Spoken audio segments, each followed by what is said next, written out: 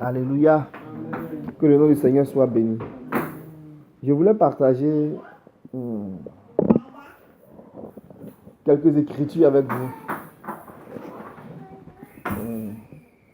Je ne sais pas de titres ou de thèmes, mais en fait, je voulais qu'on regarde quelques passages de l'écriture qui vont nous aider en fait à mieux comprendre, ou du moins à dégager les nuages pour qu'on puisse apprécier ce que c'est que la vraie adoration. Amen. Le Seigneur, il a dit dans Jean chapitre 4, verset... Enfin, quand il discutait avec la femme samaritaine,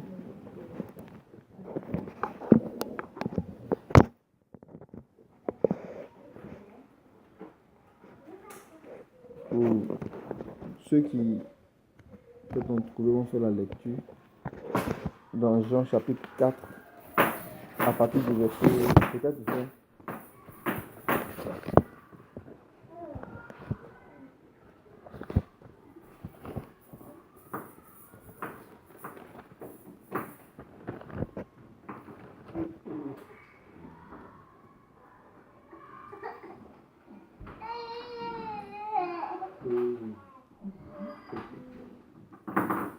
Disons à partir du verset 20. À partir du verset 20.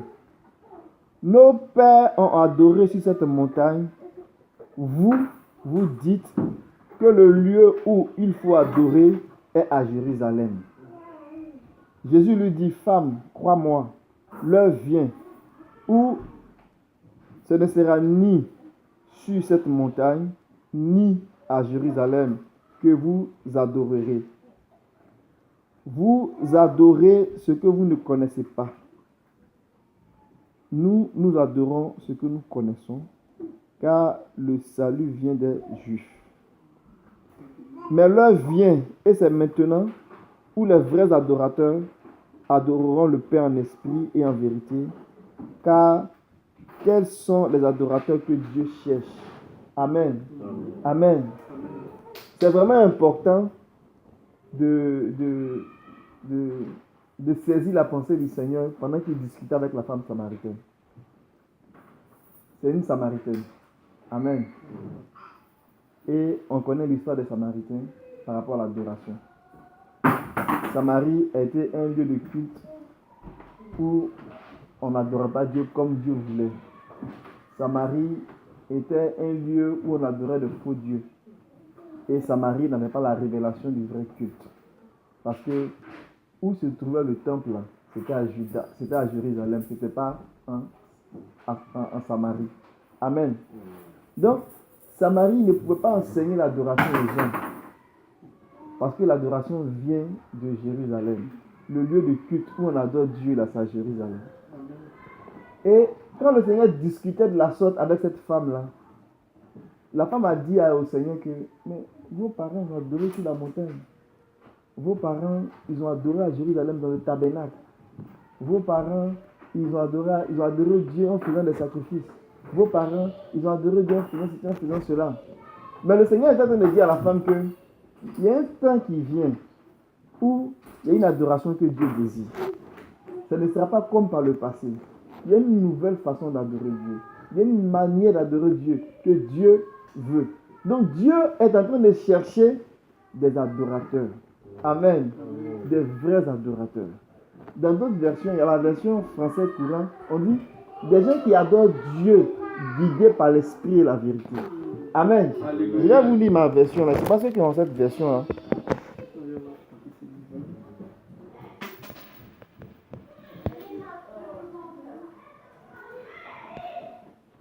Dans ceux qui ont les iPhones là, il y a la version française courante là.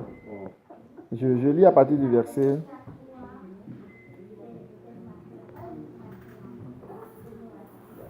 Verset 24. Disons le verset 23 même. Mais le moment vient et il est déjà là, où les vrais adorateurs adoreront le Père, en étant guidés par son esprit et selon sa vérité. Car quels sont les adorateurs que Dieu veut? Amen. Dieu est esprit. Et ceux qui l'adorent doivent l'adorer en étant guidés par son esprit et par sa vérité. Amen. Ça, j'aime vraiment cette version-là. C'est la version française courante de iPhone. Là. Dieu est esprit. Dieu est esprit. Dieu est esprit. Dieu est esprit. Mais Dieu a toujours été esprit. Même quand il donnait la loi à Moïse, Dieu était esprit. Mais au moment où il donnait la loi à Moïse, les gens adoraient Dieu. Mais ce n'était pas conforme. Ce n'était pas en esprit et en vérité. C'était une image. Vous comprenez? Ils adoraient Dieu en image. Quand ils allaient sur la montagne pour faire les sacrifices, ils adoraient Dieu. Mais ils adoraient Dieu en image. Ils adoraient Dieu selon l'ombre. Mais le Jésus est venu avec le temps où Dieu veut qu'on l'adore en esprit et en vérité. Amen. C'est vraiment important. Ce moment-là où Dieu va voir les gens qui vont l'adorer en esprit et en vérité. Ça ne sera plus dans les images, mais ça sera dans la réalité des choses. Amen. Amen. Aujourd'hui, il y a des Samaritains au milieu de nous, comme il y a des Juifs au milieu de nous. Et le Samaritain, il a une vision religieuse de Dieu. Mais le Juif, selon Dieu, il a la vision de l'esprit. Et Dieu veut qu'on adore comme le vrai Juif, qui adore Dieu en esprit et en vérité. On va parler un peu de la loi et puis de l'esprit. Ça sera une série de peut-être d'enseignements si Dieu le permet. Mais je vais prendre mon temps et puis on va poser les choses comme il faut, selon la mesure de grâce que le Seigneur va me donner.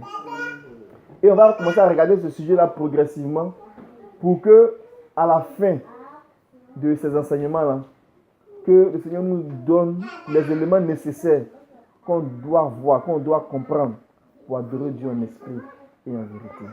Sans image, sans symbole, sans ombre, mais en esprit et en vérité, dans la réalité. Amen. Amen. Donc, je veux qu'on garde à l'esprit ce vecteur directeur qu'on va suivre là.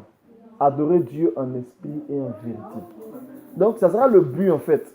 Ça ne sera pas le but. Le but ne sera pas de dénigrer, de condamner, de mépriser. Loin de là. Le but, ça sera de nous faire connaître la vraie adoration. Amen. La vraie adoration. L'adoration selon le cœur de Dieu. En général, quand on vient prier les dimanches, on dit on va au culte. Ou bien si on va dans un lieu de prière, on dit on va au culte. Mais le culte, ce n'est pas un lieu, c'est une vie. Amen. Le culte qu'on rend à Dieu, ce n'est pas un lieu. C'est une vie qu'on rend à Dieu. C'est une façon, c'est un style de vie qu'on rend à Dieu. C'est ça le culte auquel Dieu prend plaisir. Amen. Ce n'est pas se dépasser d'un lieu A vers un lieu B. Quand on se dépasse d'un lieu A vers un lieu B, on va à la prière, on va à l'assemblée. Mais quand on rend culte à Dieu, c'est toute une vie, c'est tout un style de vie. Amen. Et Romains chapitre 12, verset 1 dit, on va le lire pour confirmer ce que les Écritures disent à ce sujet-là. Dans Romains chapitre 12, là, le verset 1.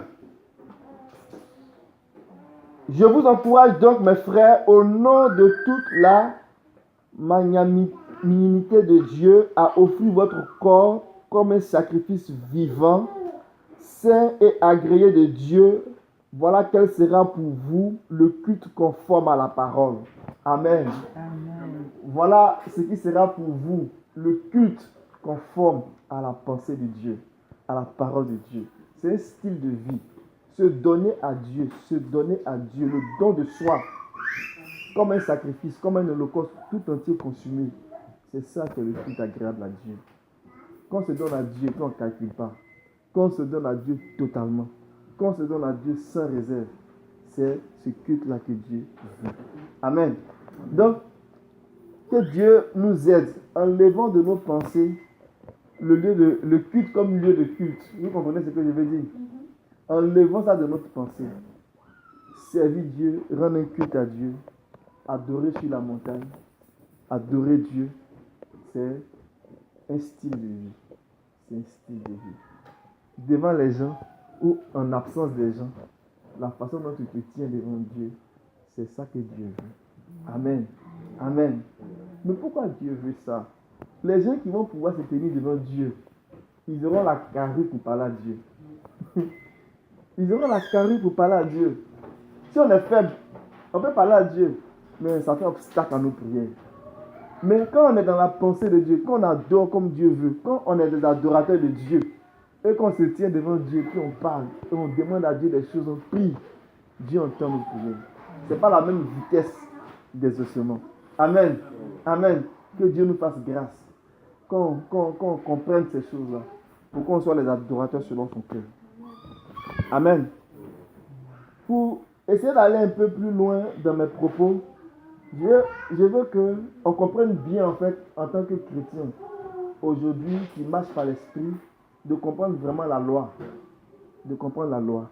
Mais quand je dis de comprendre la loi, je veux dire, il y a la loi et il y a la loi de l'esprit. Mais on va expliquer, comme j'ai dit là, je ne suis pas pressé. Même s'il faut que je donne 2 paragraphes aujourd'hui, je vais donner 2 paragraphes. Mais on va donner ça de façon comme si on donnait un bébé. Ce sont des choses que nous savons, mais on va les déposer de façon vraiment très très doucement pour que à la fin de la journée, que la compréhension de ces choses-là par la grâce de Dieu soit vraiment très claire. Amen. Amen. On va parler de la loi de Moïse, on va parler de la loi de l'esprit. Vous allez comprendre que quand notre compréhension de la loi, du fonctionnement de la loi de l'esprit va atteindre un certain niveau, on connaîtra ce que c'est que l'adoration selon le cœur de Dieu. Amen. Il y a beaucoup de confusions qui sont faites. Ça fait qu'on n'arrive pas à bien saisir, à bien apprécier les choses. Amen. Quand on parle de la loi, il y a des chrétiens qui vont vous dire que ils sont venus encore avec ces histoires de loi là. C'est pas important tout ça. Laissez ça. Allez-y à l'essentiel. Justement, on a envie d'aller à l'essentiel. Mais de bien aller à l'essentiel. Le sujet de la loi, ne voyons pas ça comme un sujet de théologie. C'est un sujet qui est lié au culte. Vous comprenez? Ce n'est pas un sujet simplement de théologie. On peut en faire un sujet de théologie. Mais mon objectif là, ce n'est pas d'en faire un sujet de théologie. Mais ça en fait un sujet de compréhension du vrai culte. Vous comprenez? Donc, parler de la loi, ça ne sera pas en train de, comme diraient peut-être d'autres personnes, remuer le couteau dans la plaie, ou bien susciter des discussions, mais des généalogies, des choses qui sont sans importance. Ce n'est pas le cas. Ici, parler de la loi, ça sera parler en fait vraiment de la vraie adoration. C'est ça que je veux qu'on comprenne. Donc, ce n'est pas un sujet de plus, ce n'est pas un sujet qui se veut être un sujet de débat, de généalogie, de discussion. Non, non, non, non. C'est pour bien nous expliquer les choses. Donc, je veux qu'on garde ça à l'esprit. Lorsque le Seigneur est venu dans les jours de la chair, l'ensemble des enseignements du Seigneur, là, on peut les classer en 4 catégories. Souvenez-vous quand il parlait, il disait, le royaume des cieux est venu. Et le royaume des cieux s'en vient. Donc, il a parlé beaucoup du royaume des cieux. Ça, c'était un des grands sujets des enseignements du Seigneur. Un autre sujet, il a parlé du style de vie du royaume. Parce qu'il est roi, et il est roi sur un royaume. Et dans son royaume, il y a une loi, il y a une façon de vivre. Donc, quand il parlait aux pharisiens, il parlait aux juifs qui ne croyaient pas en lui, il dénonçait leur attitude. Parce que dans le royaume, là, il y a un style de vie. Donc, il a parlé du royaume, le royaume qui s'en vient, et il a aussi parlé du style de vie du royaume. Amen. L'autre sujet, il a parlé de sa venue, sa seconde venue. Il en a parlé. Et l'autre sujet, peut-être le 4e sujet, il a parlé du Saint-Esprit. Donc, si on recoupe les enseignements du Seigneur, là, on pourrait, ce n'est pas exhaustif, ce n'est pas définitif, on pourrait les classer dans ces 4 catégories. Mais lorsqu'on parle de la loi et du vrai culte, d'adorer Dieu, ça fait référence à un des sujets qui est le style de vie du royaume. De quelle façon Dieu veut que les choses soient faites. Et c'est vraiment très important d'avoir la vue du Seigneur dans ce que nous faisons. Donc, parler de la loi, c'est parler du style de vie du royaume. Je m'explique. Il y a eu débat parce qu'il y avait une façon de se comporter. Quand Jésus venait dans la synagogue et puis il parlait, les gens lui disaient, mais Ce que tu es en train de faire là, Moïse ne nous a pas enseigné ça. Pourquoi tu te comportes de cette manière? Quand les apôtres ont commencé à parler, ils ont dit, mais non, vous êtes différents. Ce que vous faites là, on ne nous a pas enseigné ça. Mais, justement, ils avaient le style du royaume. Et ça faisait clash. Quand ils ont commencé à annoncer l'évangile après qu'ils aient reçu le Saint-Esprit, ça a commencé à poser problème. Et ils ont même fait une conférence pour s'asseoir et puis vous dire aux gens qui ne connaissaient pas la loi qui n'avaient pas reçu la loi de Moïse, pour leur dire, bon, désormais, avec l'évangile, comment est-ce qu'ils pouvaient marcher tout en ayant la loi? Comment ils devaient se comporter? Est-ce qu'ils devaient continuer à marcher avec Jésus et puis à continuer à faire les sacrifices des animaux, de faire la circoncision, de faire la distinction entre la nourriture pure et la nourriture impure, donner les offrandes de premier-né, les dîmes et tout ce qui vient avec? Qu'est-ce qu'il fallait faire? C'était important de savoir ces choses-là. Parce qu'avec le Saint-Esprit, il y avait une façon d'adorer. Et quand tu vas t'inscrire dans cette façon-là, ça faisait clash avec la façon d'adorer avec Moïse. Et il fallait avoir un certain niveau de compréhension pour que, à ce niveau-là, l'adoration soit parfaite. Amen. Amen. Tout ce que Moïse a donné, c'était des symboles. C'était des paraboles. C'était des images. On va lire dans Matthieu 13, verset 51 à 52.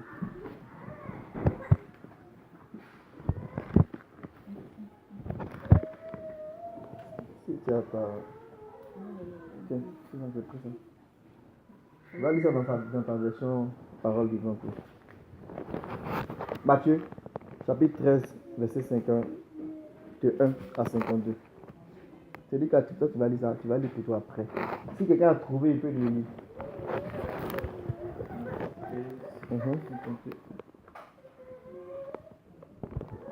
Avez-vous compris tout cela? Leur demanda Jésus. Oui, répondirent-ils. Il leur dit alors, ainsi donc, tout maître de la loi qui devient disciple du royaume des cieux est semblable à un propriétaire qui tire de son trésor des choses nouvelles et des choses anciennes. Amen. Amen. Ça, c'est vraiment bien traduit. C'est français courant, c'est vraiment bien traduit. Amen. Dans d'autres versions, les français lui secondent, tout disciple accompli.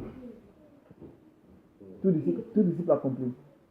Ici, il parle de tout maître de la loi. Amen. Tout docteur de la loi. Tout enseignant de la loi. Si quelqu'un est versé dans la loi et qui, maintenant, rentre dans le message de l'évangile, la Bible dit que ce dernier-là, dans sa source de trésor, là, il a les nouvelles choses et il a les anciennes choses. Amen. Amen. Quand quelqu'un est versé dans la loi, on va voir tantôt qu'est-ce qu'on veut dire par la loi. Quand quelqu'un est versé dans la loi, quand il est versé dans la loi de Moïse, quand il est versé dans l'enseignement des prophètes, et qu'il rentre dans la compréhension de l'évangile, ce dernier-là, le Seigneur dit, dans son trésor là, il peut aller tirer les nouvelles choses et les anciennes. Amen. C'est important de connaître la loi. C'est vraiment important de connaître la loi. Parce que la loi est remplie de paraboles, est remplie de symboles. Le Seigneur venait de leur parler en parabole et il a posé la question, est-ce que vous avez compris? Ils ont dit oui, on a compris. Le Seigneur dit c'est pour cela. Tous les gens qui vont être versés dans la loi et qui vont écouter l'évangile du royaume, ces derniers-là, ils seront assis sur un trésor. Amen. Ils seront assis sur un trésor. Pourquoi? Parce que la loi, on va le voir tantôt, il dit on va aller doucement, mais il fait des déclarations. Je vais revenir sur certaines choses. La loi, l'Ancien Testament, la loi et les prophètes, c'est la parole de Dieu que Dieu a attachée, que Dieu a scellée, que Dieu a rendu inaccessible, que Dieu a voilé. Vous comprenez? Et quand Jésus est venu, cette même parole-là, le Seigneur a dévoilé. Dans l'Ancien Testament, c'est le message de Dieu, mais il est voilé. C'est le culte de Dieu, mais il est voilé. C'est le style de vie de Dieu, mais il est voilé. Amen. Et le Nouveau Testament, les nouvelles choses, c'est le style de vie que Dieu veut, mais qui est dévoilé. Amen. Dans l'Ancien Testament, c'est le Nouveau Testament caché. Et le Nouveau Testament, c'est l'Ancien Testament révélé. L'Ancien Testament, c'est le Nouveau Testament qui est caché, qui est voilé. Et le Nouveau Testament, c'est l'Ancien Testament qui est révélé. Amen. Amen. Donc quand on parle de la loi, quand on veut comprendre là, on veut comprendre ce qui est révélé. Amen. Ce qui a été caché et qui est révélé, c'est ça qu'on veut comprendre. Parce que quand ce qui est caché va se révéler, notre façon d'adorer Dieu ne sera pas pareille. Voilà pourquoi c'est vraiment important d'être comme un scribe accompli et qui comprend les choses du royaume. Amen. Amen. C'est important parce que tout notre système de croyance, ça repose sur ce qu'on nous enseigne.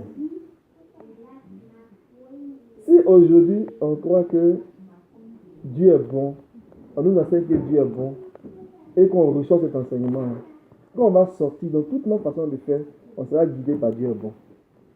Si on croit, on nous enseigne que Dieu nous protège, dans tout ce qu'on va faire là, on sera guidé par le fait que Dieu nous protège.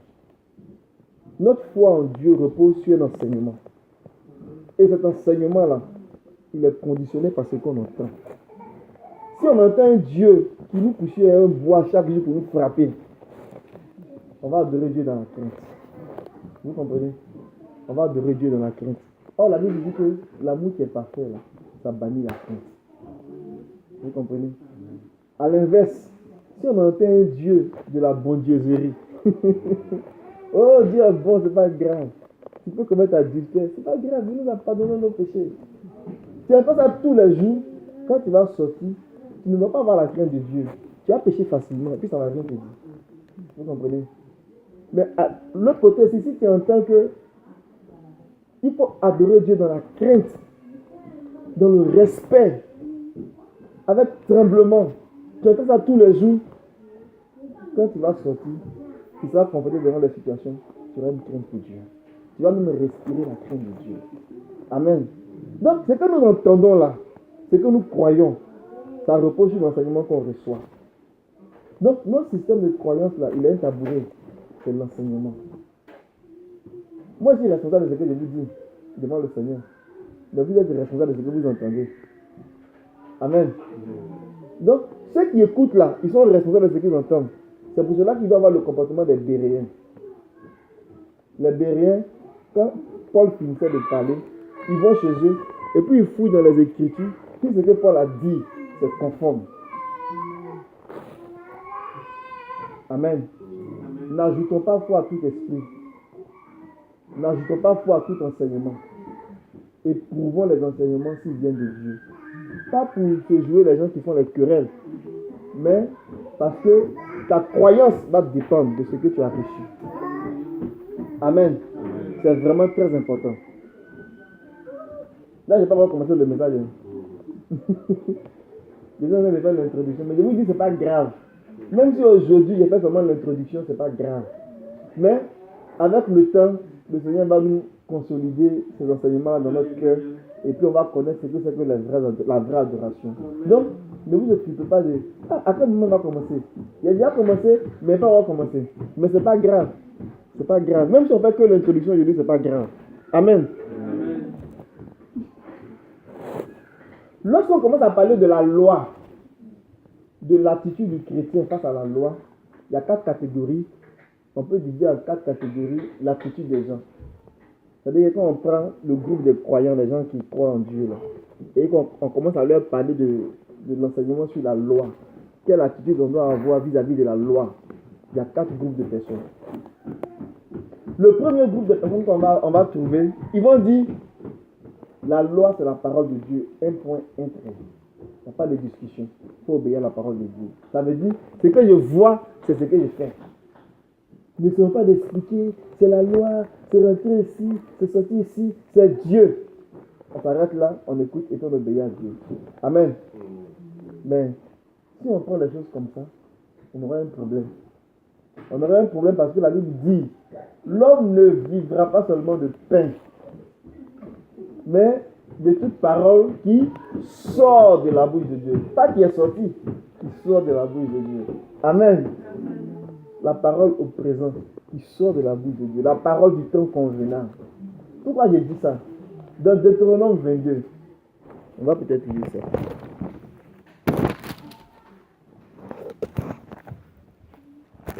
Dans Deutéronome 22,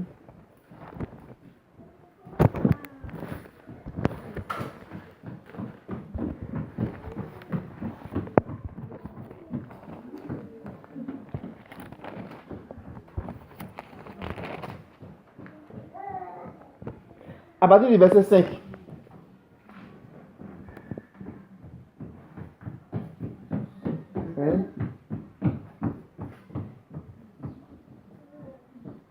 Tu peux lire verset 5. Une femme ne doit pas porter des vêtements d'homme, ni un homme des vêtements de femme. Le Seigneur, votre Dieu, en a horreur. Ceux qui agissent ainsi. Amen. Amen. Est-ce que ça là, c'est pas la parole de Dieu? C'est la parole de Dieu. Et quand le Seigneur le dit là, c'est vraiment vrai là. Il ne veut pas qu'un homme porte un habit de femme et qu'une femme porte un habit d'homme. Amen. Oh, amen. Amen. Lis le verset 9, s'il te plaît. Vous ne sèmerez pas dans vos vignes d'autres sortes de plantes. Sinon, toute la récolte devrait être réservée à Dieu. Aussi bien les raisins que les autres plantes. Vous ne labourez pas. On peut s'arrêter là, lis le verset 11. Verset 11. Vous ne porterez pas des vêtements faits de laine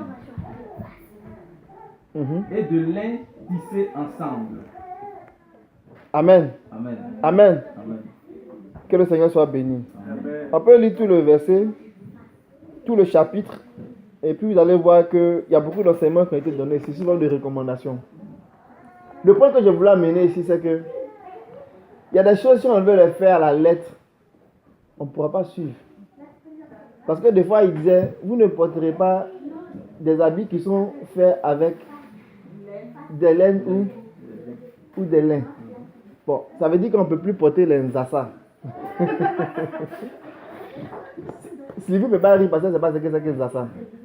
Nzassa, ce sont les habits, il y a beaucoup de motifs, de couleurs, de qualité de tissu.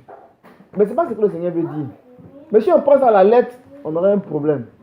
Vous comprenez? C'est pour cela que je dis que le premier groupe qui dit c'est la parole de Dieu, un point, un trait, quel que soit le fait qu'on soit dans l'Ancien, dans le Nouveau Testament, ça ne change rien. Il faut obéir à la parole. Il y a beaucoup d'exemples comme ça qu'on peut donner qui font que si on veut prendre ça à la lettre sans comprendre l'esprit, il sera difficile qu'on puisse obéir du début jusqu'à la fin. Ce n'est pas ce que Dieu veut. Le deuxième groupe, c'est des gens qui vont avoir un comportement sélectif. Qu'est-ce que je veux dire? C'est-à-dire que quand ils vont regarder dans l'Ancien Testament, ils vont trier ce qui leur plaît et puis ce qui ne leur plaît pas, mais ce qui sera difficile à faire. Ils vont dire, bon ça là, c'est vraiment passé. Je vais donner des exemples. Aujourd'hui, les chrétiens d'aujourd'hui, la majorité est convaincue qu'on ne fait plus de sacrifices d'animaux. Parce que le Seigneur a été notre sacrifice ultime pour le pardon de nos péchés. Mais il y a quelques-uns qui vont dire quand même, il faut faire la circoncision. Ou bien, il ne faut pas manger les animaux, il ne faut pas manger des aliments impurs ou bien des aliments purs. Donc, il y a d'autres qui vont dire que, je prends le cas de la dîme. Ce n'est pas Moïse qui a donné la dîme. Que la dîme vient d'Abraham. Donc, je peux ne pas faire les sacrifices d'animaux, mais je peux payer la dîme pareil. Vous comprenez?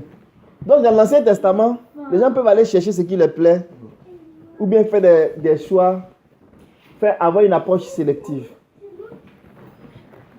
Et ça encore, c'est quelque chose qui n'est pas cohérent. Parce que notre Dieu est un Dieu de plénitude. Sinon, à quel moment on fait la sélection? Mais qui choisit de sélectionner telle chose et non pas telle chose? Ça devient compliqué. Dieu n'a pas peur de nous. Si Dieu veut nous donner des commandements, il va nous donner des commandements clairs et il va nous dire d'obéir. Je donne un exemple. Le sabbat. Lorsque Moïse a prescrit le sabbat, de sanctifier ce jour-là, il dit de ne même pas préparer, de ne même pas chauffer, de ne même pas allumer un feu dans la maison. Les gens qui ont allumé le feu, on les a lapidés. Dieu n'a pas peur de nous. Donc si Dieu veut donner un commandement, il parle par son prophète. Son prophète ouvre la bouche, il parle au nom du Seigneur, et puis la parole est libérée. Celui qui obéit, il est sauvé. Celui qui n'est pas obéi, il est puni. Dieu n'a pas peur. Mais quand Dieu donne une parole, il donne la parole au temps convenable.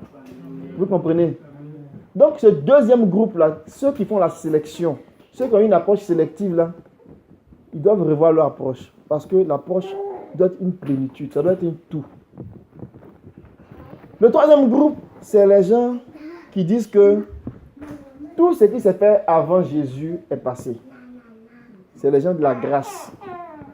Ils disent qu'on est sauvé par grâce. Maintenant qu'on est sauvé par grâce, tout est permis. Maintenant qu'on est sauvé par grâce, Dieu pardonne nos péchés, mais on peut pécher, ce n'est pas grave. Nous savons que ceux-là, ils ne disent pas la vérité. Parce que la Bible dit que la grâce nous enseigne la piété. La grâce nous enseigne la piété. Dans Tite 2, verset 12, car la grâce de Dieu nous enseigne à renoncer à la mondanité. La grâce de Dieu nous enseigne la pureté, la sainteté. Donc ceux-là, ça ne marche pas. Le quatrième groupe, c'est ceux qui croient que la Bible c'est un tout. Et le Nouveau Testament et l'Ancien Testament, c'est la parole de Dieu. Mais ils le croient conformément à Matthieu 13 qu'on a lu, verset 52, qui dit que l'Ancien Testament c'est la parole de Dieu, mais est une image du Nouveau Testament. C'est le quatrième groupe. Et c'est dans le quatrième groupe là que je veux que le Seigneur conduise notre esprit. Parce que là-bas, c'est un tout. Tout est attaché. Tout est cohérent. Amen. Tu ne peux pas trier. Mais aussi, tu ne peux pas tricher. Amen. Amen. Donc, je voulais que ces observations-là, qu'on les a à l'esprit pendant qu'on regarde ce sujet-là. Amen. Je vais donner, et si tu veux dans l'introduction, Patricia.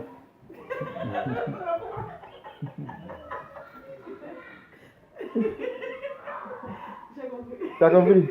Et si tu veux dans l'introduction. Va qu'Élisée, si tu veux dans l'introduction. Mais peut-être qu'on va rester dans l'introduction aujourd'hui seulement. Donc, n'ayez pas peur. Que votre cœur soit dans la liberté. Amen. C'est pour la liberté que le Seigneur nous a appelés. Amen. Le Seigneur nous aime. Il ne veut pas nous faire porter des jougs que nous-mêmes on ne peut pas supporter. Amen. Il y a 3 ou 4 vérités que je vais donner. Quand il dit vérité, ce sont des versets, c'est écrit. Et qu'on doit garder à l'esprit pendant qu'on avance. Ce que j'ai dit tantôt sur le fait qu'il y a 4 groupes, sur le fait que la loi, ça touche le style de vie, ça, ce sont des observations. Ce sont des observations. Mais là, il y a donné des vérités. Ça veut dire qu'il y a des choses qu'on trouve dans les Écritures et qui sont vraies. Ce sont des déclarations du Seigneur. Ces déclarations-là, ayons ça à l'esprit pendant qu'on parcourt le sujet. Mais rendu là, où je suis là présentement, dans mon explication, si je vais donner un thème là, ça sera, c'est quoi notre attitude face à l'Ancien Testament, face à la loi? C'est quoi l'attitude du chrétien? Comment Dieu veut qu'on comprenne ces choses-là? Amen. Amen. Mais ne perdons pas de vue que ce qu'on veut montrer, c'est quoi la vraie adoration? Comment adorer Dieu? Comment faire les choses que Dieu veut? La première vérité que je vais donner, que je vais dire, c'est que la Bible dit que la loi, elle est sainte. La loi, elle est spirituelle. La loi, elle est de Dieu. Amen. Amen. On va lire ça dans Romains.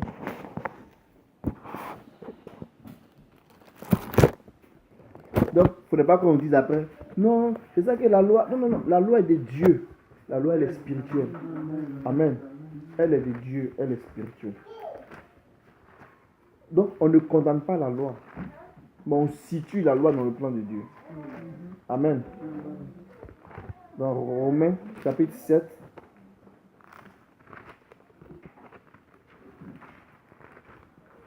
vous allez voir pourquoi j'ai dit ça.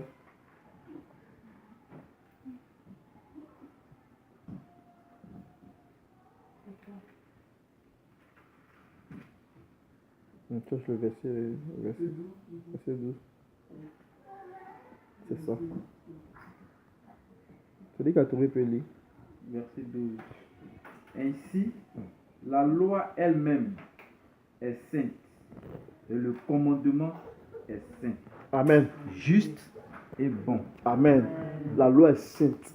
Le commandement est saint. C'est juste et bon. La loi vient de Dieu. Amen. Amen. Amen. La loi que Dieu a donnée à Moïse, ça vient de Dieu. C'est la loi de Dieu. La loi est sainte. Maintenant, il faut situer ça dans le plan de Dieu. Amen. Amen. Donc, ça, c'est la première chose que je veux qu'on retienne. La loi est sainte. La loi est sainte. La deuxième chose que je veux qu'on retienne, c'est que la Bible dit que la loi est l'ombre des biens à venir. La loi est une image. On va lire Hébreux chapitre 10, verset 1.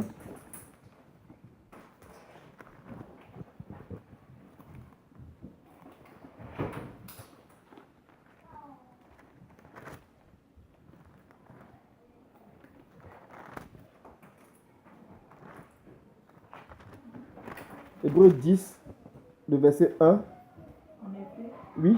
la loi qui possède une ombre des biens à venir et non l'exacte représentation des choses ne peut jamais, par les mêmes sacrifices qu'on offre perpétuellement chaque année, amener les assistants à la perfection. Amen.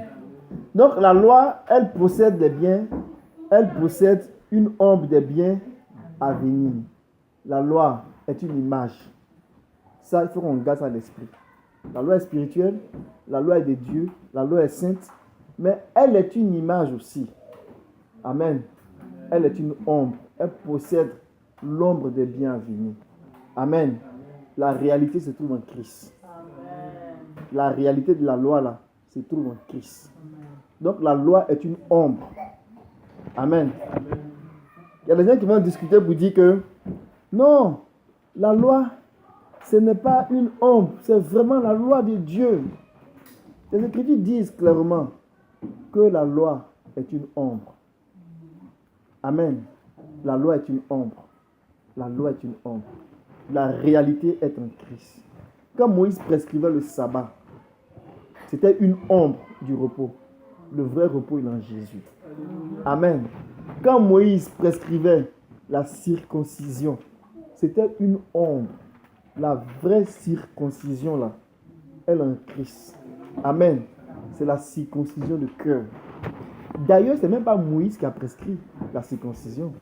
La circoncision vient de notre patriarche Abraham. Et la Bible dit que la circoncision que Dieu a exigée d'Abraham, c'était le signe de leur alliance. Amen. C'était le signe de leur alliance. Donc, il fallait constater dans la chair une marque. Et c'est ça qu'il faisait du peuple là, le peuple juif. Le peuple juif là, le signe qu'il a dans sa chair, c'est la circoncision. Amen. Amen. Mais Moïse, Abraham est en train de prophétiser que le vrai peuple juif, le peuple juif que Dieu veut là, c'est les gens qui adorent Dieu et qui ont une marque dans leur chair. Mais ce n'est pas la chair physique. Lorsqu'on est dépouillé de la chair, lorsqu'on est dépouillé de la vie charnelle et qu'on vit selon l'esprit, cette marque-là devient notre marque d'alliance avec Dieu en Christ. Vous comprenez? Donc quand Dieu parle de circoncision aujourd'hui, il ne parle pas du prépuce physique. Il parle de marcher selon l'esprit. Donc ceux qui marchent selon l'esprit là, ils sont dans l'alliance. Ils sont dans le signe de l'alliance avec Dieu. Donc Abraham, il parle en prophète. Donc si la vérité vient, pendant qu'on cherche à rentrer là-dedans, les gens nous disent, non, est-ce que tu as fait la circoncision du petit là? Non, ça c'était l'image. On est en train de courir pour rentrer dans la réalité. Amen. Et pendant que Paul et les autres apôtres, ils annonçaient l'évangile avec puissance, avec force, pour chasser les démons, pour briser les malédictions, pour chasser le péché, il y a des gens qui se lèvent et puis ils disent, tout ça là c'est vrai. Mais est-ce qu'il a fait la circoncision là? Vous comprenez? Même dans le verset, je viens de lire, il a dit même que la loi ne possède pas l'acte, la loi ne possède pas les actes de représentation des choses. Amen. Amen. Amen. Amen. C'est l'esprit qui fait ces affaires. En effet, c'est parce qu'elle est ombre que la réalité n'est pas en elle. Amen. Amen. Et aujourd'hui, il y a le culte ombre. Il y a le culte image. Vous comprenez? Il y a le culte ombre et il y a le culte image. Dieu veut nous faire sortir du culte ombre pour nous faire rentrer dans le culte véritable. Pour qu'on puisse adorer Dieu en esprit et en vérité. Amen. Amen. Dieu cherche des adorateurs qui vont l'adorer en esprit et en vérité. On va revenir là-dessus. Mais je pose ces éléments-là pour qu'on les comprenne. L'autre point que je vais donner, c'est que lorsqu'on va commencer à rentrer plus loin, pas aujourd'hui là, mais les autres fois, on va commencer à rentrer dans ce sujet-là. On aura affaire à expliquer que l'Église, qui est le peuple de Dieu, qui est composé des nations et des Juifs dans la chair, devient comme le nouveau Israël de Dieu, dans ce temps dans lequel on est là. Donc quand on est en train de parler de ça, il y a des gens qui vont nous dire, pas forcément ici là, mais dehors, ils vont nous dire que non, on est en train de faire la théorie du remplacement. Ça veut dire quoi? Ça veut dire que Israël dans la chair a toujours été le peuple de Dieu. Donc ce qui est dit ici, ça parle d'Israël. Il ne faut pas avoir volé les bénédictions d'Israël. Amen. On ne vole pas les bénédictions d'Israël. Le peuple juif dans la chair, l'époque qu'il était réservé jusqu'à ce que Jésus vienne là, c'était le peuple de l'ombre. Vous me comprenez? C'était le peuple image. Mais quand Jésus est venu, il a donné naissance à l'Église, qui est le peuple de la réalité. Donc, toutes les bénédictions qui sont écrites au sujet même d'Israël dans la chair, là, sont écrites pour nous. Sont écrites pour l'Église. Sont écrites pour les Juifs et les non-Juifs qui croient en Jésus. Amen. C'est ça. Il y a d'autres chrétiens même là, ils voient tellement Israël élevé. Seigneur, bénis Israël. Israël, notre bénédiction. Israël, notre bénédiction. Parce que tu as béni Israël. C'est l'ignorance. La Bible dit que Israël, là, c'est Agar. Agar et Sarah, entre les deux là, c'est quelle femme qui est la MDL, la maîtresse des lieux? C'est qui? C'est Sarah qui est la MDL. C'est Sarah qui est la maîtresse des lieux. Alléluia. C'est Sarah qui est la maîtresse des lieux. Agar est une servante. Elle était là pour servir. Et puis elle a profité de l'occasion. Mais quand le fils qui a été promis est venu, qu'est-ce qu'on fait de son fils? On donne de l'eau avec du pain à Agar. On dit va dans le désert. Amen. Parce que le temps de l'héritier est arrivé. Amen. Amen. Et c'est mon enfant. Mon enfant là, c'est quand même mon sang. Oui, c'est ton sang. Maintenant, on est en train de parler de qui est l'héritier. Amen.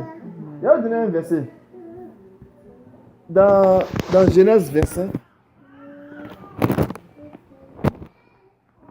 quand Dieu il fait ses affaires, il ne faut pas qu'on joue avec ça. Parce que Dieu, il fait ses affaires, il est en train de suivre quelque chose. Donc, il faut qu'on soit attaché à ça. Amen. Dans Genèse 25, verset 1, la Bible dit que... J'ai lu le verset... on va lire le verset, à partir du verset 1. Abraham prit encore une femme nommée Ketura. Amen. Elle lui donna des fils, Zimran, Jokshan, Medan, Median, Jishbad et Shual. Joscan engendra Shaba et... Bon, on va sauter. On va aller au verset 5. Abraham donna tout ce qui lui appartenait à Isaac. Amen. Ah, et les autres enfants? On commence d'abord à les présenter. Pour dire qu'Abraham avait des enfants. Abraham a connu 3 femmes. Sarah, Agar et Ketura. Ketura, il a eu des enfants avec Ketura.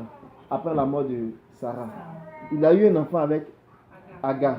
C'est Ismaël. Et il a eu un enfant avec Isaac. Et avec Sarah, pardon. Il a eu un enfant avec Sarah.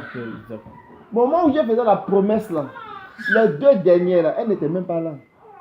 Quand Dieu disait à Abraham, je vais te donner un enfant. Vous comprenez? Donc, on attendait toute la maison, les 318 serviteurs d'Abraham, toute la maison d'Abraham, ils attendaient Isaac, l'enfant de la promesse. Parce que Dieu avait annoncé ça. Et c'est de Isaac qui devait descendre jusqu'à Jésus-Christ. Donc, tout le ciel avait les yeux sur Isaac. Abraham voulait voir son jour. Abraham a vu son jour. Il s'en est réjoui. Amen. Abraham voulait voir le jour du Seigneur. Donc, c'était une promesse qu'on attendait. Et quand Isaac est né, ce verset-là nous dit quand Isaac est né, Abraham était tellement content de ce que la promesse de Dieu s'est accomplie. Tous les autres enfants là, on dit il leur a fait des cadeaux. On va lire le verset, au verset 6. Quant au fils de ses concubines, Abraham fit des dons de son vivant. Il les envoya loin d'Isaac, son fils, du côté de l'Est en Orient. Amen. Amen. Il a chassé les autres enfants. Il les a envoyés loin pour que Isaac soit seul. Amen. Soit en paix. Amen. Parce que Isaac, c'est l'enfant de la promesse. Amen. Amen. Vous pensez qu'Abraham, il faisait ça parce qu'il était guidé par la chair? Abraham agissait en prophète. Amen. Amen. Abraham agissait en prophète. Il parlait de Christ. Amen. Il parlait de l'Église. Il parlait de l'Église vis-à-vis d'Israël. Amen. Amen. Que Dieu nous aide. Parce que quand on comprend ces choses, notre façon d'adorer Dieu va changer. On va adorer Dieu comme Dieu veut. On va rentrer dans le vrai culte. Amen. Amen. Ici, tu es dans l'introduction. En fait, il n'y a pas d'introduction, mais ça même dans le message. Je pose le fondement de certaines choses qui vont nous aider quand on va aller plus loin. Ça va vraiment nous aider. Amen.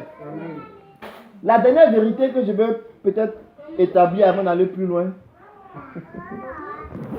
c'est lorsqu'on parle de la loi, tout de suite qu'on a à l'esprit la loi de Christ. Amen.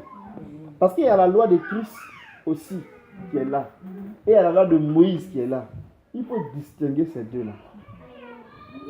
Tant que ça ne sera pas clair dans notre tête, de temps en temps, on aura tendance à aller chercher un peu dans la loi de Moïse, trier ce qui nous arrange, retourner, revenir. Non, non, non, non. La loi de Moïse a eu son temps, jusqu'à ce que Jésus vienne. Donc, avec Christ, on rentre maintenant avec la loi de Christ. Amen. La raison est simple et il y a beaucoup d'explications qu'on peut donner pour faire comprendre ça. Avec Moïse, on avait le sacerdoce lévitique qui reposait sur la loi de Moïse. Mais avec Christ, on a un autre sacerdoce le sacerdoce de Melchisédek, qui lui aussi doit venir avec une autre loi. Chaque sacerdoce a sa loi. Amen. Et la loi de Christ, c'est la loi du sacerdoce de Melchisédek. On va lire 2 versets. On va lire dans 1 Corinthiens 9.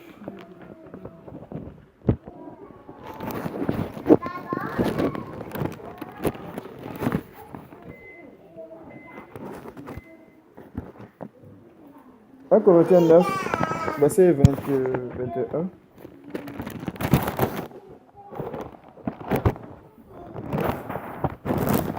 Celui qui a trouvé peut lire. Mais ceux qui sont sans loi, comme sans loi, pas que je ne sois point dans la loi de Dieu, donc sous la loi de Christ, afin de gagner ceux qui sont sans loi. Ok.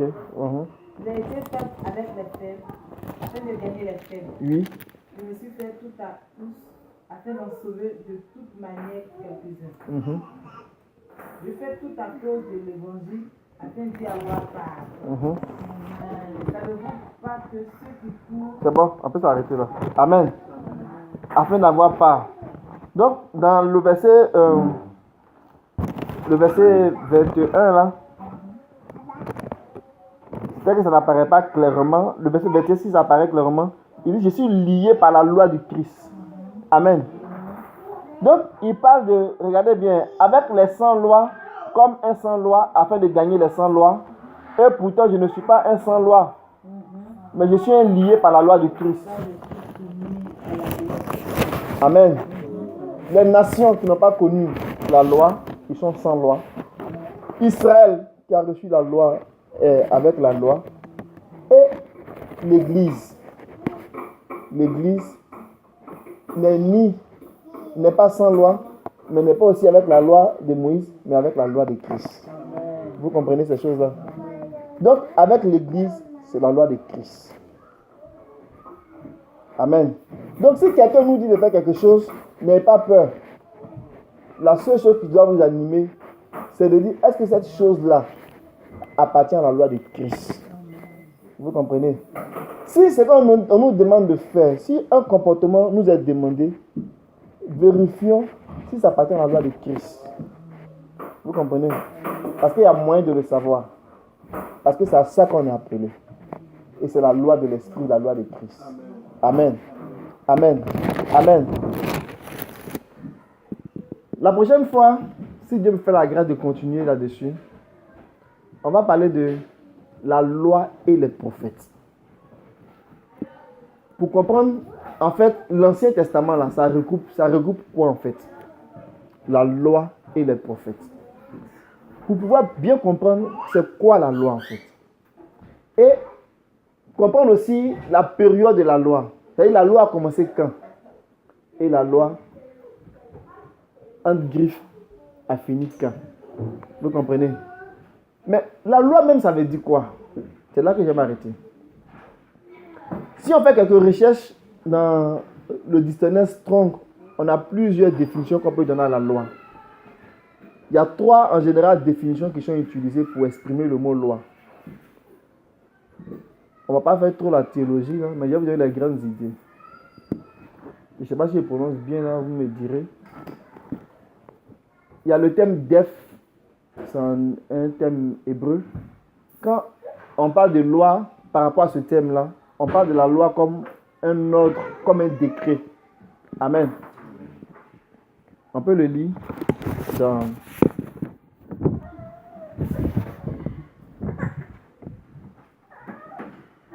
Esdras 7, verset 12 et le verset 26.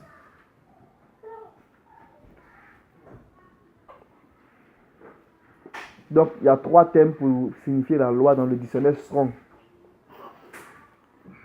Bon, def, bon, c'est D-A-T-H. Vous allez voir ça, cette écriture-là souvent. Ça, c'est le premier thème qui présente la loi comme un décret, la loi comme un ordre. Comme un ordre. Quelqu'un a trouvé ça? Esdras 7. Oui, tu peux lire. Artaxerxès, roi des rois, Esdras, sacrificateur et style, resté dans la loi de du Dieu des cieux. Mhm. J'ai donné ordre de laisser aller tous ceux du peuple d'Israël, de ses sacrificateurs et de ses lévites, qui se trouvent dans mon royaume et qui sont disposés à partir avec toi pour Jérusalem. Ok. Tu peux prendre le verset 26. Mhm. C'est 7, 26. Tu as trouvé ça? Oui. Oui. Après cela, si quelqu'un refuse d'obéir à la loi de Dieu ou à la loi du roi, qu'on ait soin de lui infliger la condamnation qu'il mérite, soit la mort, soit le bannissement, soit la confiscation de ses biens, soit encore l'emprisonnement. Amen. Ce que je cherche à faire en fait, avec la distinction de ces différents thèmes de la loi, je veux que quand vous serez en train de lire et que vous verrez le mot loi dans la Bible, ne faites pas la confusion. Il y a 3 niveaux de compréhension qu'on peut avoir. Et dans ce verset qu'on vient de lire ici, la loi de Dieu ou la loi du roi, on fait référence ici au thème qui est utilisé dans Strong, qui veut dire DAF. Donc la loi comme décret, la loi comme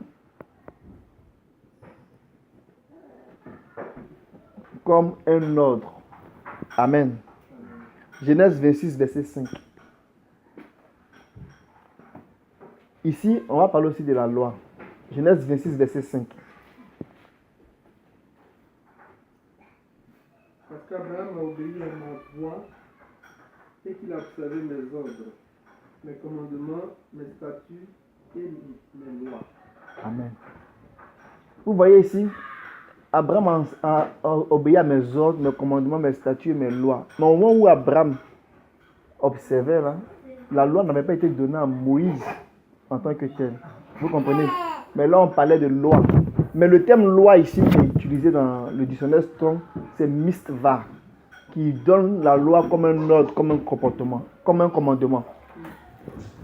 Mais lorsque nous serons en train de parler de la loi de l'Ancien Testament, on parlera de la loi comme un corpus législatif, comme un ensemble de principes qui va toucher même à la fois les lois de Moïse, les prophètes, le culte. C'est beaucoup plus large que ça. Et cette loi-là, elle est définie comme la Torah. Vous comprenez? Voilà. Donc on parle de la Torah. Ce n'est pas la loi commandement simplement mitzvah, ou bien une ordonnance, mais c'est tout un ensemble. Vous comprenez? Donc, ça va toucher à la fois la loi cérémoniale, si je peux l'appeler comme ça, la loi morale, la loi cultuelle, comment on fait le culte, tous ces éléments-là. Mais ça, c'est Moïse qui les a apportés. Donc, quand on parle en général de la Torah, on voit l'Ancien Testament. On voit les 5 livres de Moïse. Mais, c'est plus large que ça. C'est tout ce qui est image. C'est tout ce qui est ombre. Vous me comprenez? Donc, quand je parlerai de la loi, je parlerai de cette loi Torah. Je parlerai de l'Ancienne Alliance. On va peut-être lire un verset pour bien comprendre ce que je suis en train de dire. Dans Jean chapitre 1, verset 17.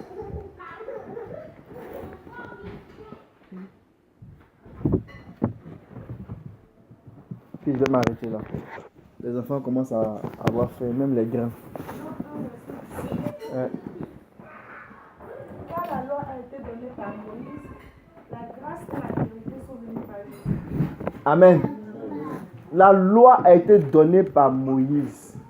La grâce et la vérité par Jésus-Christ. Amen. Je vais paraphraser. La loi a été donnée par Moïse. La loi de Christ a été donnée par Jésus. Amen. Donc l'image a été donnée par Moïse. La réalité est venue par Jésus. Amen. Amen. Mais quand on dit Moïse a donné la loi, Moïse est une figure de la loi. Parce qu'avant lui, il y a des gens qui ont donné la loi.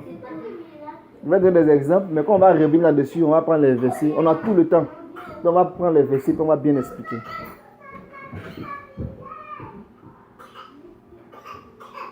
Quand Abel a fait son sacrifice, le sacrifice du premier-né, Moïse n'était pas encore né. Ça, c'est la loi, mais ce n'est pas la loi. C'est la loi. Parce que c'était une image. On parle du sang d'Abel qui crie plus, le sang de Jésus qui crie plus que le sang d'Abel. Abel était prophète. On va le voir la prochaine fois. Parce que si je parle qu'on ouvre les versets, ça va devenir plus long. Abel était prophète. C'est parce qu'il était prophète qu'il a fait un sacrifice en prophète. Amen. Abel était prophète et c'est parce qu'il était prophète qu'il a fait un sacrifice en prophète. Amen. Amen. Les premiers-nés de son troupeau qu'il a donné à Dieu, c'est parce qu'il était prophète qu'il a compris qu'il fallait donner premier-né. C'est pas parce que Caïn a donné des produits de la terre qui n'a pas été agréé. Non. Si Caïn, en tant qu'agriculteur, avait donné les premiers fruits, les prémices, il allait être agréé. Mais il n'avait pas la révélation qu'il fallait donner les prémices à Dieu. Donc, il n'a pas agi en prophète. Abel, lui, il a agi en prophète. Amen. Le Seigneur parlait dans Jean 7, il parlait aux Juifs et il a dit, il parlait de la circoncision de Moïse. Il dit d'ailleurs, la circoncision ne vient pas de Moïse, ça vient du patriarche Abraham. Amen.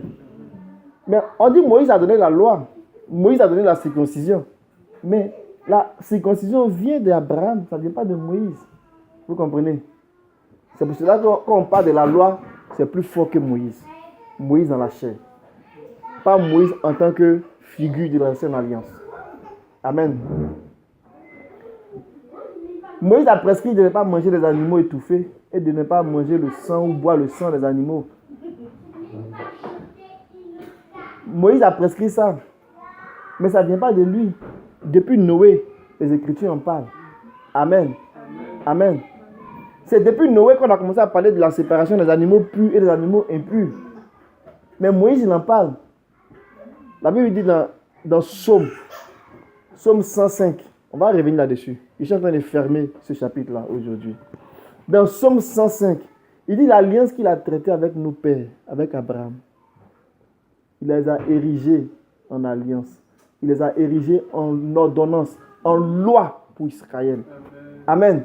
Donc, il avait commencé à travailler un peu, depuis Abel, jusqu'à ce que Moïse arrive. Et qu'il donne ça comme une institution. Il a institué la loi. Donc Moïse n'a fait que rassembler ce que les anciens ont fait avant lui. Et il a reçu de nouvelles choses. Et il a apporté la loi au peuple. Amen. Amen. Donc quand on va parler de la loi, on va parler de tout ça. Les prophètes. Et la loi de Moïse. Jésus a dit dans Jean 11, dans Matthieu 11, verset 13, la loi et les prophètes ont prophétisé jusqu'à Jean. Amen. La loi et les prophètes ont prophétisé jusqu'à Jean. Matthieu 11, verset 13. La loi et les prophètes, ils ont prophétisé jusqu'à Jean. Dans Matthieu 5, il a dit, je ne suis pas venu pour abolir la loi ou les prophètes. En fait, la loi, elle est là. Les prophètes, ce sont les interprètes de la loi. Donc, quand on parle de la loi et les prophètes, de la loi ou les prophètes, on parle de tout ce lot-là d'images, de symboles, qui est une ombre des choses à venir. Amen. Amen. La prochaine fois, je vais revenir là-dessus.